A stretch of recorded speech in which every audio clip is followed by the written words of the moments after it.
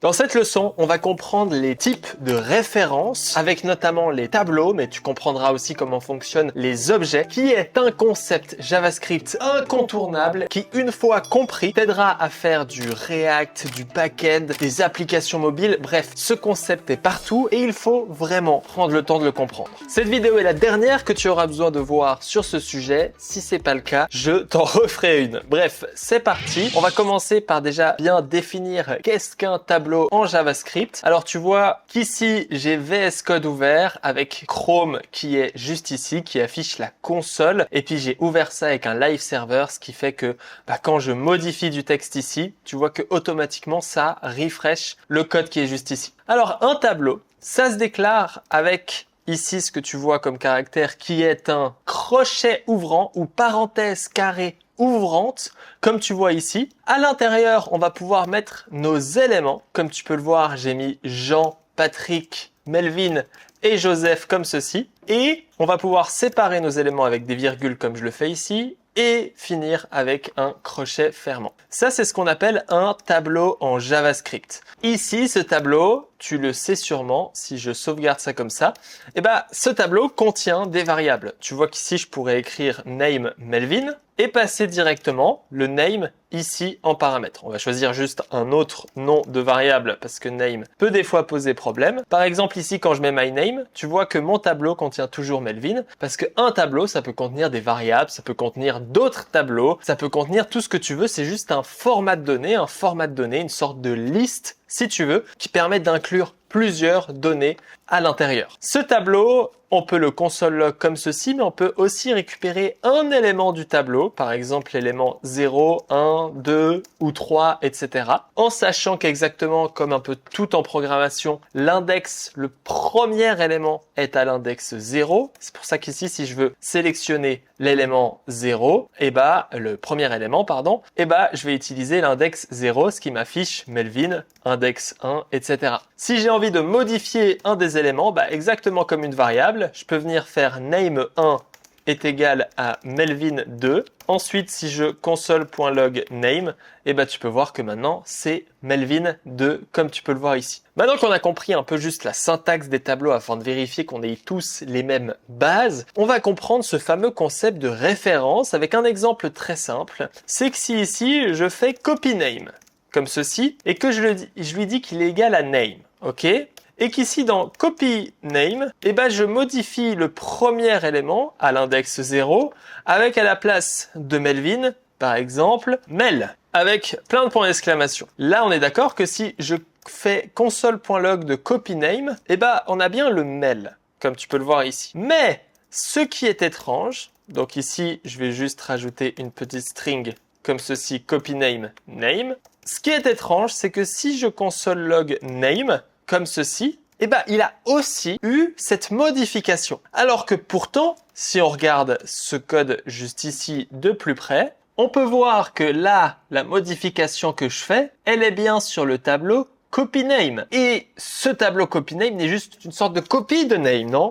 Justement, c'est ici le problème qu'on a généralement, c'est que ce n'est pas une copie de name. Alors, on parlera un peu des méthodes, etc. plus tard, mais voici un petit peu ce qu'on a ici. On a notre tableau name, que je vais symboliser juste ici avec des sortes de carrés qui se mettent l'un après l'autre. Et il faut que tu t'imagines que ce tableau name, c'est une sorte d'adresse. C'est une sorte d'adresse postale ou une adresse mémoire. Donc nous, on va imaginer que le tableau name, donc ici, on est d'accord que name fait référence au tableau qui est juste ici. Notre tableau name ici a comme référence A3, l'adresse A3. Cette adresse A3, tu vois que ici, on peut la représenter dans une sorte de carré qui représentera l'adresse A3. Mais on pourrait aussi la représenter dans une vraie adresse. Imagine-toi cette rue qui contient une dizaine de maisons. On a le chemin du A et on a la rue du grand B. Et notre maison, c'est pas la 1, c'est pas la 2, mais c'est la 3. Et donc, on peut imaginer que name, ça représente une maison qui se situe ici. Et justement, cette maison, cette adresse qui est le chemin du A3, donc ce serait une adresse, ça représente ce qu'on appelle une référence. Et qu'est-ce qui se passe quand, ici, j'ai mon tableau name qui est à l'adresse, à la référence ou à l'adresse. Encore une fois, c'est des synonymes, donc je les répète comme ça, on s'en souvient. Cette référence qui est à l'adresse A3, et ben quand je viens modifier name de 1 avec ici je change tout, et ben cette action, c'est comme si je modifiais cette maison. Et c'est comme si ici, en fait, je venais modifier la fenêtre que je passais en violet à la place d'avant une fenêtre bleue. Donc ce que je fais, c'est que je suis pas en train de modifier l'adresse comme ceci. Je suis pas en train de modifier mon adresse de maison, mais je suis en train de modifier la maison. Mais l'adresse elle-même reste la même. C'est pour ça que la maison n'a pas changé. La maison est toujours là, elle est toujours au même endroit. Elle a juste des propriétés, des détails qui sont différents. Et ce qui se passe quand je fais copy name, c'est comme si je faisais const copy name, ici, est égal à name. Mais name, c'est égal à l'adresse A3. Et donc finalement, ma copy name, elle référence exactement le même élément qui se situe à l'adresse A3 comme ceci. Alors même que, on peut le voir ici, si je mets ça plus grand, en fait c'est juste qu'on a deux variables dans notre code, en l'occurrence copy name et name, qui référencent la même case. Et donc, quand je viens modifier copy name, par exemple ici, en faisant la même chose qu'ici, si je fais copy name de 0 est égal à mail, point d'exclamation, cette action, ce qu'elle fait, c'est qu'elle modifie l'adresse. Si on regarde l'adresse de copy name dans notre code, c'est égal à A3. Qu'est-ce que c'est qui est à l'adresse chemin du A3? C'est toujours la même maison. Et donc quand je fais ça, je modifie la même maison en mettant par exemple la porte ici à la place de orange, on va la mettre verte. Et donc la maison, elle reste toujours au même endroit. La maison, c'est toujours la même. Et name, devine quoi? Il a aussi été modifié parce qu'il représente la même maison. Et donc, on a modifié ces deux variables comme ceci. Donc, ce qu'on fait, c'est qu'on n'est pas en train de copier, on est en train de référencer. C'est un concept très important, très différent. C'est qu'au lieu de copier les valeurs, on les référence. Et donc, copy name n'est qu'une autre référence à l'adresse A3. Et name aussi est une référence à l'adresse A3. Alors, comment est-ce qu'on pourrait changer ça? Quelle est la différence avec des variables? Un truc qu'on peut faire, c'est modifier name. Tu vois que si ici je mets let, name est égal à ça. Donc là, tu vois que j'ai bien utilisé une let. Donc let autorise la modification de la référence. Et donc quand ici je viens faire à cet endroit, après avoir modifié ceci, name est égal à finalement Melvin, Jean, Patrick et Joseph, comme je le fais ici, cette fois on peut voir que copy name et name sont différents. Mais parce que en utilisant les accolades ici, ce que je viens de faire avec cette expression que tu vois juste ici, c'est que je viens de créer une nouvelle référence. Et quand je fais ça, c'est exactement comme ça. En fait, j'ai mon ancienne référence qui indique A3. Et quand je fais name est égal à blablabla, comme tu peux le voir, comme je l'ai fait juste ici, donc ici j'ai mis des numbers, mais tu comprends le concept, je viens de créer une nouvelle référence. Et donc ce tableau ici, il représente maintenant l'adresse B8, donc la grande rue du B, numéro 8. Et donc ma variable name, à la place d'être ici, à l'adresse A3, maintenant c'est l'adresse rue du grand B8 qui est égale à name. Et c'est pour ça que nos deux variables sont différentes. Et d'ailleurs, on peut faire un test assez parlant. Si ici, tu vois que là, il se passe la modification de ma variable, comme tu peux le voir ici. Si là, je fais console.log de copy name complètement égal à name, ça va m'envoyer true. Parce que mes variables, c'est comme si je comparais ici A3 complètement égal à A3. Oui, tu vois bien que A3 et A3, c'est la même chose. Parce que ce qu'on compare ici, c'est pas le nom des variables, c'est pas le détail de ces variables, c'est vraiment le nom de la référence. Et là, maintenant, je modifie. Et donc, on est d'accord que maintenant, name, on a vu avant, maintenant, il est égal à B4 ou à B8, je crois. Et donc, quand je fais ce console log, tu t'en doutes de ce qui va se passer. C'est est-ce que A3 est complètement égal à B8? Non! Et on peut le voir ici, notre variable passe à false parce qu'on a modifié cette variable en utilisant ici le égal. Et qu'est-ce que c'est tout ça? Justement, c'est un type de référence. Et à quoi on peut le comparer? C'est au type primitif qui, eux, n'ont pas de référence. Par exemple, si ici je mets let A est égal à 1, si je fais let B est égal à A, on est d'accord que les deux sont égaux, comme avant, mais en fait, ils sont pas égaux à cause de leur référence. Donc ici, on va juste rajouter un console log primitif. S'ils sont égaux, c'est pas à cause de leur référence, mais c'est à cause de leur valeur. Parce que ce que vient faire JavaScript ici, c'est qu'il vient juste comparer, comme ceci, A et B.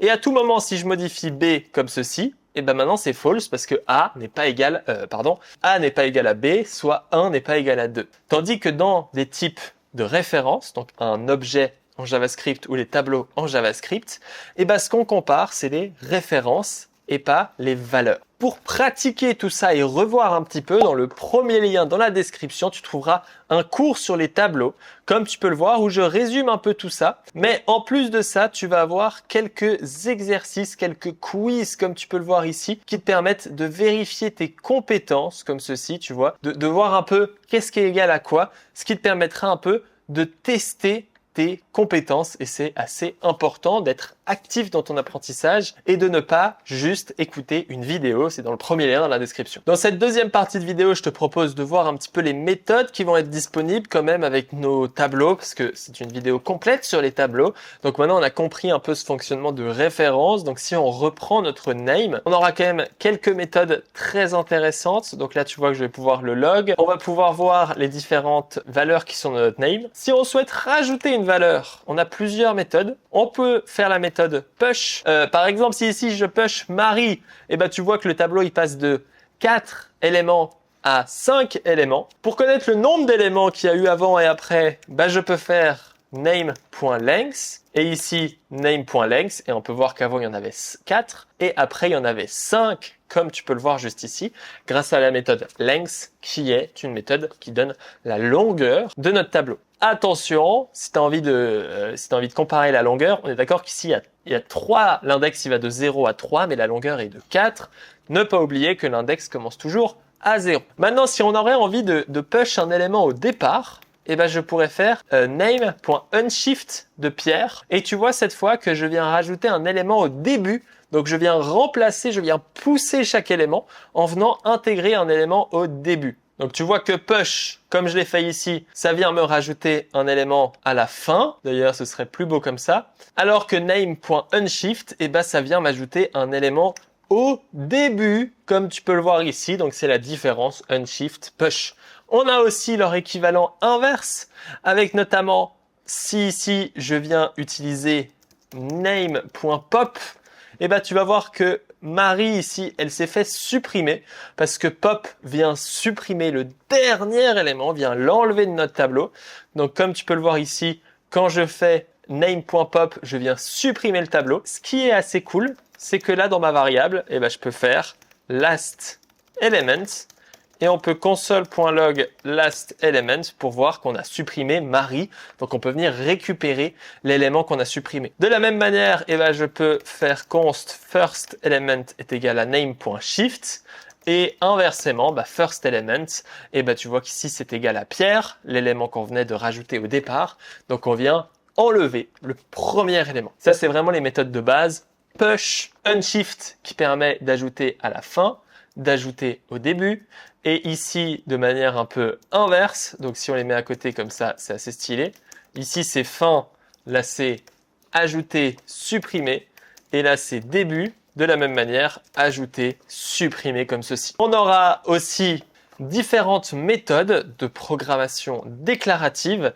Si tu sais pas ce que c'est la programmation déclarative, juste après le cours sur les tableaux, tu auras un cours sur le déclaratif vs l'impératif comme ceci, qui est assez intéressant pour comprendre un peu comment fonctionnent ces deux types de programmation et ces deux mots que tu retrouves assez souvent. Mais en clair, le déclaratif nous permet d'éviter de faire des boucles. Donc là, l'impératif, par exemple, pour faire to make a sum, donc l'impératif pour faire la somme d'un tableau. Donc là, je pourrais créer un tableau numbers qui est égal à 1, 2, 3, 4, 5. Et là, pour faire de l'impératif, ce qu'on va faire, c'est de venir déclarer une variable somme et de venir additionner ces éléments somme, ce qui va nous faire comme résultat, évidemment, 15, où on a additionné chacun des éléments. De la même manière, si on veut faire du déclaratif, tu vas voir que c'est beaucoup plus beau, parce qu'on va pouvoir utiliser une des méthodes les plus cool, c'est le reduce, consume2. En faisant number.reduce, je vais pouvoir récupérer la somme de mon tableau. On va juste venir rajouter des petites accolades pour que ce soit joli. Qu'est-ce qu'il vient faire reduce ? Il vient réduire notre tableau à un seul élément. En l'occurrence, tu vois que par défaut, on passe 0. Et ce qui va se passer, c'est que ce 0, il va se passer dans cet accumulateur. Bref, Reduce n'est pas le meilleur exemple parce qu'il est un peu compliqué. Mais si par exemple, on souhaite faire de la même manière impératif to multiply by to every items, donc pour dupliquer par to every item, eh ben je peux faire avec de l'impératif, tu vois que tu devrais utiliser une boucle for, ce qui est assez contraignant, alors qu'avec du déclaratif, ce qui est justement notre tableau ici, donc là il faut juste que je modifie ceci pour que Copilot me déclare la bonne variable, et donc là on peut faire number.map avec ce calcul juste ici qui retourne number fois 2. Et donc là, en fait, au lieu de devoir faire une boucle for qui crée un nouveau tableau, et ben number.map, il fait exactement la même chose qu'on a juste ici, sauf que lui, il le fait automatiquement, c'est-à-dire qu'il va venir passer cette callback function, qui est un concept assez important, les callback functions, et il va venir appliquer cette callback function à tous les éléments. C'est pour ça que si ici, je fais un console.log avec number, et ben tu vas voir que tu vois qu'on a number 1, number 2, number 3, number 4, number 5 qui représentent nos éléments du tableau. Et tu vois que ici, ben moi je viens retourner, on est d'accord que je retourne number fois 2. Donc là tu vois que ça fait 2, 4, 6, 8, 10. Et tu vois que le résultat de double number 2, et ben justement, c'est égal à 2, 4, 6, 8, 10. Donc en fait c'est égal à la valeur de retour que j'ai fait pour chacun de mes tableaux. Donc là si je te fais ce petit dessin, tu vois que le 2, il se retrouve à l'élément là, et il a remplacé l'ancien 1, que le 4, il se retrouve à cet endroit, que le 6, il se retrouve à cet endroit, le 8 là, 10 là, et ils ont remplacé les anciennes valeurs que tu peux voir juste ici. Ce qui fait que j'ai, on va dire, multiplié par 2 l'intégralité de mon tableau. Ce qui me donne ce magnifique résultat. Il y a pas mal de méthodes de tableau, je vais pas m'attarder sur toutes, ce serait très long. J'espère que tu as en tout cas vu la majorité. Si tu as envie que je fasse une autre vidéo sur ces méthodes de tableau, n'hésite pas à me le dire en commentaire, ça me ferait très plaisir. N'hésite pas à liker et à commenter cette vidéo, à la partager aux gens qui n'ont pas compris ce type de référence. Je pense que c'était une vidéo d'utilité publique en vue du nombre de personnes qui attaquent React sans comprendre ce concept. Et quand tu comprends ce concept, et ben d'un seul coup, tu respires et tout devient génialissimement plus simple. On se dit à très bientôt, n'hésite pas à liker et à t'abonner. Si tu as envie d'en savoir plus sur JavaScript, tu peux aussi regarder JavaScript en 1 heure ou une autre vidéo qui est par là. À très bientôt, ciao ciao.